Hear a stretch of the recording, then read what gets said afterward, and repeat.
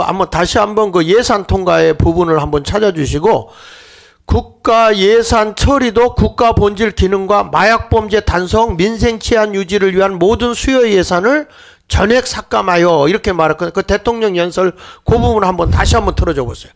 대통령이 왜 비상계엄을 선포할 수밖에 없었는지 우리가 이걸 냉정하게 한번 생각해 볼 필요가 있어요. 한번 들려주시죠. 지금 보면 예산 처리도 국가 본질 기능과 마약 범죄 단속, 민생 치안 유지를 위한 모든 주요 예산을 전액 삭감하여 국가 본질 기능을 훼손하고 대한민국을 마약 천국, 민생 치안 공황 상태로 만들었습니다. 네. 민주당은 내년도 예산 거기도 해주시죠. 민주당은 내년도 예산에서 재해대책 예비비 1조 원, 아이돌봄 지원수당 384억, 청년 일자리, 심해가스전 개발 사업 등 4조 1천억 원을 삭감하였습니다. 자, 이게 말이 되는 거예요? 그러니까 여기 보면 지금 이제 그 마약 그러면은 이게 이북하고 연관이 되어 있다는 것이 우리가 직감적으로 오는 것이 이북이나 공산권에서는 이 마약을 팔아서 자금을 마련하지 않습니까? 그러니까 그 마약을 은밀하게 이북을 통해서 우리 대한민국에 많이 들어왔다고 봐요. 그러면은 이것을 못하게 하기 위해서 이 이제 민주당과 이제 좌파 종북 세력들이 이것을 첫째는 이제 이걸 못하게 하려고 예산을 다 깎아버리고 쉽게 말하면 행정부, 정부가 아무 살림도 못하게 이게 단절시킨 거잖아요. 여기 다시 한번 이거 보시면 국가예산 처리도 국가보사 보면 오른쪽에 한번 읽어보시죠. 오른쪽에 민주당 검경찰 거기요. 민주당. 민주당 검경찰 감사원의 특수활동비 업무 추진비 전액 삭감했다. 빵으로 만들었잖아요. 그러니까 감사원 특수활동비와 특정 업무 경비를 60억 원을 전액 삭감했어요. 그래, 저거는 봉고만 먹고 정말 가장 중요한 활동 자체를 못하게 하는 겁니다. 그렇죠. 그냥 저런 거는 검찰이나 수사기관이나 저런 거는 이 특별 활동비 없이는 아무것도 못하거든요, 실질적으로. 그러니까 저거는 정부를 갖다가 완전 식물 정부를 만들어 놓고 꼼짝달싹 못하게 하는 거죠. 아까 제 예산비도 다 삭감했다 하는데 만일의 경우에 자연재해가 어디 발생했다. 돈이 없으니까 아무것도 못 할 거 아닙니까? 그러면 뭐하는 대로 또 흔들어대려고 그 짓 하는 겁니다. 네네. 그건 이제 밑에 내려오니까 대통령실 특수활동비 82억 원 전액 삭감을 했어요. 하지 말라는 거죠. 대통령직 하지 말라는 거죠. 그렇죠. 꼼짝 못 하고. 그러니까 이거는 분명히 저는 봅니다. 이거는 반란입니다. 반란. 그러면 저기 검찰 특활비도요. 587억 원을 깎았잖아요. 수사하지 마라. 특활비도 그러고. 그러면 이건 검찰에 수사하지 말라는 거잖아요. 범죄자 잡지 마라. 이게 자기가 범죄자니까 나를 잡는데 세금 쓰지 마라. 지금 그거하고 똑같은 얘기예요. 그렇죠. 그러니까 자기만이 아니고 모든 범죄의 나라를 만들겠다는 거잖아요. 지금. 근데 이제 이 사람들 뭔 얘기를 하냐면 지금 예산 지금 통과했지 않습니까? 근데 지금 예산 금년 아직 지나가지도 않았어요. 뭐라고 이야기하냐면 이제 추가 경정 예산을 하겠다. 아니 뭐하러 추가 경정 예산을 할 것을. 아니 추가 경정 예산도 행정부에서 올렸을 때 그게 가능한 거예요. 그 자기들이 마음대로 지금 뭘 얘기하냐면 행정부도 내가 갖고 오겠다는 거잖아요. 지금 국회가 의회 절대 독재를 하고 있는 거죠. 지금 현재. 독재가 아니고요. 의회가 독재 정도가 아니고 폭거, 반란. 이걸 이제 이 윤석열 대통령은 이 국회의원들이 대한민국을 전복하려고 하는 반란 세력이다. 그게 핵심 아닙니까? 그렇죠. 우리 국민 여러분, 어떤 시청자 여러분 많이 연락을 해서 이거 좀 보아야 돼요. 지금 대통령이 가장 할 수 있는 게 비상계엄령밖에 없었어요. 자, 그러나 국회 특수활동비는 보존했잖아요. 국회는 자기들 마음대로 휘둘러야 되니까. 한마디로 윤 대통령 말씀한 대로 국회가 도둑놈 범죄자 소굴이라 그랬잖아요. 범죄자 소굴 맞는 거죠. 그 뭐 경과자들하고 뭐 기존에 또 이제 기소되어 있는 사람들 재판 계류 중인 사람들 얼마나 많이 당선되었습니까? 그러니까 저거는 이미 대한민국에 참 21세기에 살아가는 우리 대한민국 수치입니다. 저거 국제적으로 수치예요. 저거. 우리가 국민들이 정신 안 차리고 계속해서 이런 국회를 갖다 그냥 두둔하고 그냥 방기하고 믿고 따라간다면 나는 참 이 언론 조중동이라고 하는 자기 스스로가 자유민주 언론이라고 떠들어대는 보수의 대변자라고 말했던 이 언론에 대해서 정말로 강력하게 내가 묻고 싶어요. 당신들이 원하는 나라가 과연 저런 나라입니까? 도대체가 나라가 어디로 갈고 가는지 당신 언론들의 책임이 얼마나 중요한데 이런 것을 공정하게 보도 안 하고 말이죠. 일방적으로 무슨 내란 수계, 어느 놈이 내란 수계라고 적였는데 그게 아주 법으로 아무것도 결정되지도 않는데 하자마자 내란 수계라. 도대체 이게 어느 놈이 이걸 갖다 정해가지고 떠들고 온 시내를 똑같이 행동 통일을 하고 말이죠. 그 민주당 검찰 내 마약 수사 부서 전면 해제했거든요. 저기 보시면 목사님 예. 국회 특수활동비 보전이라고 그랬잖아요. 예. 지난 주간인가 미국의 상원 의원들이 그 자기들 월급을 이렇게 올리는 것을 올렸어요. 근데 저 상원 의원들이 국회의원들이 전부 다 반대한 거예요. 근데 10몇 년인가 17년 동안인가를 월급을 안 올렸더만요. 미국에 상원 의원이. 근데 월급을 안 올렸는데 이 사람들이 반대해서 거의 그냥 절대 다수가 반대해서 이 월급을 못 올렸어. 계속. 근데 그렇게 안 올렸던 이유가 뭐냐? 그 사람들이 이야기하는 것이 지금 우리가 월급을 받고 있는 이 돈이 미국의 평균적인 수준의 국민들보다 훨씬 높다는 거예요. 국회의원들이 받는 게? 받는 것이. 근데 우리는 높은 정도가 아니잖아요, 지금. 지금 뭐 1억 6천인가 뭐. 그 1억 6천만 있는 게 아니고 이 뭐 사람들 뭐 특수활동비니 또 밑에 뭐 보좌관들이 있지. 많이 있죠. 한 사람들이 들어가는 돈이 어마어마하지 않습니까? 13억인가? 근데 금년에 또 올렸잖아요. 이 사람들. 그러니까 이건 완전히 우리가 마약을 잡기 위해서 우리 특수활동비라도 좀 깎아서 거기다 보태라 이렇게 해야지. 우리 그러면 대한민국이 살지. 그러니까 이 국회의원들은 지금 대한민국의 역적들이에요. 역적들. 마약이 말입니다. 우리가 마약 이야기할 때 북한은 마약이 일반 상비약입니다. 북한 전역이 좀 다른 약도 없고 하니까 세상도 괴롭고 하니까 일반 국민들 노동당 간부로부터 온 나라가 지금 마약에 쩌들린 나라가 북한입니다. 그 마약이 대거 중국을 거쳐가지고 한국으로 유입된다는 그런 말이 있어요 지금. 그러니까 외화의 획득 통로도 바로 마약을 통해서 하는 비정상적인 국가 북한에서 지금 마약이 대거 유입되고 있다 이런 말도 있으니까 저걸 갖다가 하지 말자는 것은 그걸 돕자는 그런 이야기나 다름없는 거죠 저게. 친북 세력이라는 거죠 그러니까. 친북이나 그렇죠. 종북 세력이죠. 중국으로부터 많이 종북 세력 내지 친중 세력이 연합된 다시 말하면 지금 우리 윤석열 대통령 중심으로 하는 자유민주주의 세력과 이 중국과 북한을 축으로 하는 이 소위 말하는 공산주의 사회주의 계열의 이 세력 간에 지금 마지막 최종 지금 단판하고 있는 겁니다. 지금 반국가 세력과의 싸움이죠 지금. 그렇죠. 대한민국은 어디까지나 이승만 대통령이 자유민주주의와 자유시장 경제를 축으로 세워진 자유민주 국가입니다. 이것이 지금까지 어떻게 우여곡절이 있었지만 잘 전통이 내려왔는데 이제는 완전히 바꿔가지고 소위 말하는 중국과 북한에 경도된 이런 세력권을 편입되겠다고 하는 이 세력이 지금 전국에 지금 이런 문제를 일으키고 있는 겁니다. 그러니까 이 싸움은 단순한 싸움이 아니고 지금까지 뭐 여야 간의 무슨 권력 투쟁이 아니고 완전히 나라가 뒤바뀌는 그런 체제의 전환적인 그런 싸움이니까 우리 자유민주주의를 생각하는 국민이라면은 내일 우리가 하고자 하는 이 자유민주주의 국가를 수호하는 이 모든 일에 모든 국민들이 다 뛰쳐나야 됩니다. 기독교뿐만 아니고 대한민국 국민 자유 대한민국을 사랑하는 사람은 다 뛰어나가지고 엄연하게 이 지금 현재 벌어지고 있는 이 내전 상황에서 우리가 승리할 수 있도록 힘을 모아야 할 것입니다. 네.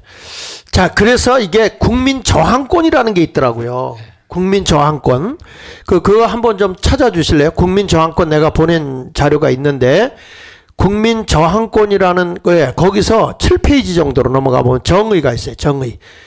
예, 여기 국민 저항권의 정의가 저기 딱 나오잖아요. 올려줘 보시면 공권력의 행사자가 민주적 기본 질서를 침해하거나 파괴하려는 경우 여기 공권력의 행사자입니다. 그러니까 이게 국민의 더불어민주당이고 일부 국민의힘이에요. 그렇죠? 민주적 기본 질서. 우리는 자유민주주의 국가잖아요. 그리고서 상권 분립이 정확하게 이루어져야 되잖아요. 그런데 민주적 기본 질서를 침해하거나 파괴하려는 경우 그것을 회복하기 위해서 국민이 공권력에 대하여 폭력, 비폭력, 적극적 소극적으로 저항할 수 있다는 국민의 권리이자 헌법 수호 제도다. 야, 이게 가능한 거예요. 그러니까 이것은 이게 없다면 독재를 치닫고 나라가 지배자가 집권자가 아무리 해도 통제할 수단은 없거든요. 예. 국민 저항권이라는 것은 4.19 때 국민 저항을 했잖아요. 네네. 국민 저항을 해가지고 당시에 부정선거를 갖다 뒤엎어가지고 새로운 나라로 이렇게 넘어가듯이 지금 바로 국민 저항이라는 것은 나라가 국가가 정상적이지 되지 못하고 완전 뭐 의회든지 그 정부든지 헌법을 파괴하고 나라를 갖다가 완전히 체제를 뒤엎으려고 하는 그럴 때에 선량한 국민들이 힘을 모아가지고 이 권력에 대해서 대항해서 일어나는 이것을 갖다 저항권이라 말하는 거죠. 그러니까 지금 대한민국을 체제를 바꾸려고 하는 이 세력을 향해서 우리는 저항을 해야 된다 그 말입니다. 네. 그러니까 우리가 보면 이 저항권에 대해서 사람들이 의심하는 경우가 있어요. 그런데 넘겨서 보시면 대한민국 헌법에 저항권이라는 명문으로는 규정을 하지 않았어요.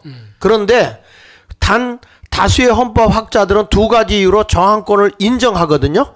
그 밑에 한번 읽어보시면 헌법 전문에 저항권의 표현이라고 할 수 있는 3.1운동과 4.19 민주 이념의 계승에 대해서 규정하고 있다. 네. 저항했다는 거잖아요. 네, 네. 국가에 대해서. 네. 그 민주적인 질서나 이런 것들을 무력화시키려고 그럴 때 그 네. 저항했다. 그 저항권 아닙니까? 그렇습니다. 그런데 밑에 보면 저항권은 본질적으로 제도화할 수 없는 권리지만은 제도화는 할 수 없지만 자연권성을 가짐으로 자연적으로 이게 이 권력을 행사할 수 있다는 거예요. 헌법 규정에 존부에 관계없이 인정된다는 거예요. 그러니까 과거에 우리가 가까이 보면은 과거에는 간선제 간접적으로 대통령 뽑았잖아요. 네. 그래 직선제로 개헌하고자 할 때 그 당시에 6월 10일 중심으로 엄청난 사태가 일어났잖아요. 그때도. 그래가지고 그것도 개헌이 된 거예요. 그것도 국민 저항입니다. 맞습니다. 저 간접 선거에서 직선을 바뀔 때도 그것도 국민 저항이고 국민 저항은 여러 번 일어났어요. 대한민국에. 그래서 제가 보기에는 지금 윤석열 대통령이 비상계엄을 선포했어요. 나라의 그 반국가 세력하고 부정선거 때문에. 근데 반국가 세력이 어디 있느냐? 국회의 폭거예요. 그렇죠. 뭐 그렇죠? 국회에 의해 가지고 국가 정상적인 대통령의 헌법에 의해 가지고 선출된 정당한 합법적인 대통령을 인정하지 아니하고 거기에 대해서 사사건건 발목을 잡아 가지고 자유 대한민국을 체제를 엎으려고 하는 이 세력이 바로 국회가 그동안 그렇게 했다 그 말입니다. 그렇기 때문에 우리가 이번 토요일 날 내일이잖아요. 내일 전 국민이 다 나와서 이 저항권을 가지고 하자고 지금 정광훈 목사님이 지금 하고 있는 거잖아요. 대한민국 모든 체제가 무너졌으니까. 정광훈 목사님이 계속 지금 저항권 그걸 얘기하지 않습니까? 국민 저항할 수 있다. 그러면 옛날에 그 저항의 의미는 다른 세상 가보지 않았던 꿈꾸는 그렇죠. 문재인이가 추구했던 그 연방제 통일 그 종북 세력들이 추구하는 그것에 대해서 저항하는 거잖아요. 지금은 윤석열 대통령 그리 가고 싶어 해요. 자유 대한민국으로 가고 싶어 한단 말입니다.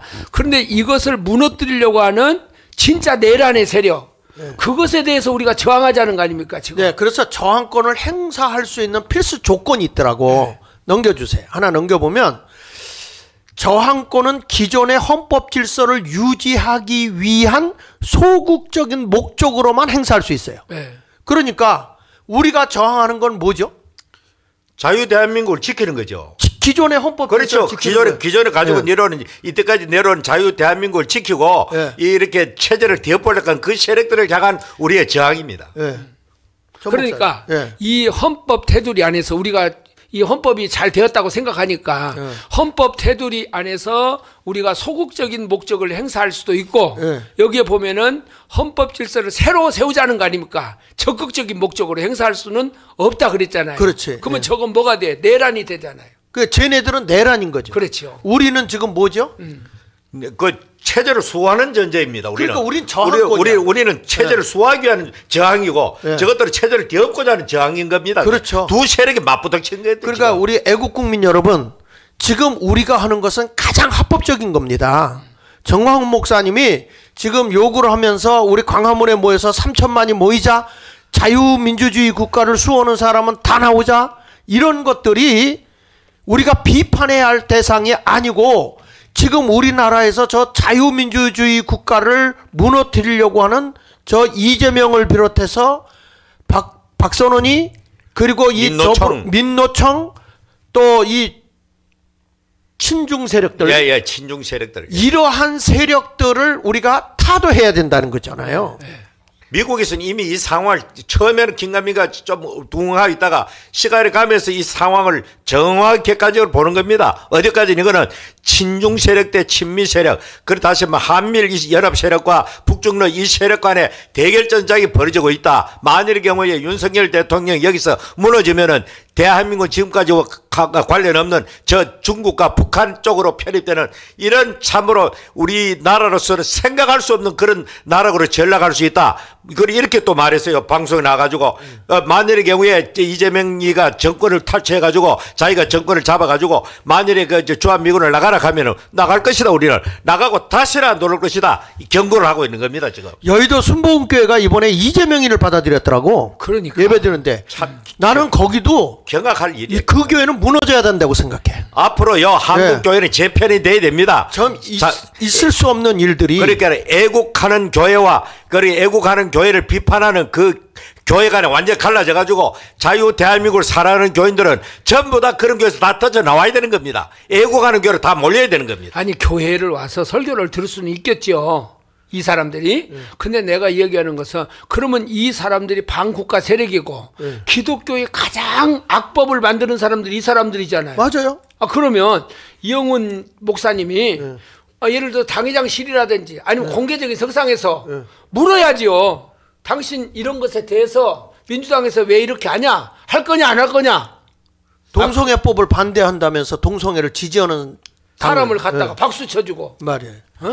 그것도 다른 사람도 아니고 목사에게는 선지자의 역할을 잊지 않습니까? 예, 거기는 선지자권도 없어요. 그러니까 북한에 이제 소위 김일성이가 나타나가지고 기독교에 그걸 이용하기 위해서 그 자기 외삼촌 강양훈 목사와 김익두 최고의 붕사와 더불어서 이렇게 오히려 그걸 또 환영하고 대대적으로 또 이렇게 기독교를 전부 다 공산주의 협력하도록 만든 결과 조선기독교연맹을 만들어가지고 결과적으로 지금 북한에 교회가 있습니까?